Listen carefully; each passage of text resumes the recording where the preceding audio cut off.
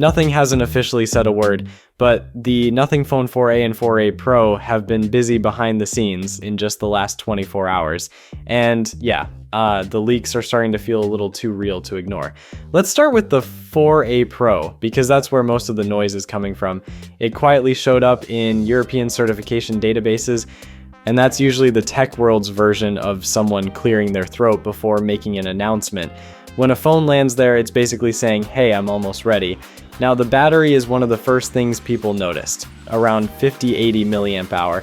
But let's not pretend this is some huge upgrade. That's barely a step up from 5,000 milliamp hour, and in real world use, most people probably won't feel a difference at all. Another detail coming from certification data is long-term battery health, apparently aiming for around 80% capacity after roughly 1,400 charge cycles. That sounds good on paper, but let's be honest, most users won't track battery cycles that closely. It's reassuring, not exciting.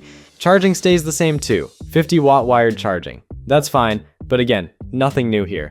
Another subtle upgrade. Leaks suggest the 4a Pro bumps things up to an IP65 rating.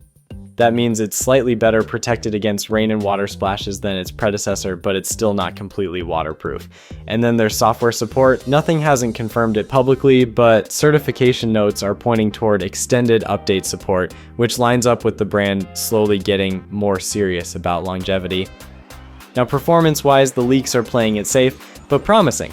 The Pro model is expected to run on a Snapdragon 7 series chip, paired with up to 12 gigs of RAM and 256 gigs storage. That's not flagship level flexing, but it's absolutely the sweet spot for people who want speed without paying flagship money. Oh, and yes, eSIM support is also being mentioned for the Pro, which is becoming one of those you miss it when it's gone features.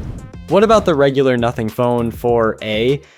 It's been a bit quieter, but it's also popped up in certification listings, which strongly suggest Nothing is prepping the entire 4a lineup, not just the Pro. That usually means a shared launch window, not a staggered release. Speaking of timing, all signs are pointing toward a March launch window, give or take. But when multiple certifications line up this closely, launches usually aren't far behind. Now the real question is, does Nothing keep prices aggressive and make this a mid-range favorite, or does it creep a little higher with all these upgrades? Because right now, Nothing here feels bad, it just doesn't feel urgent either. Peace.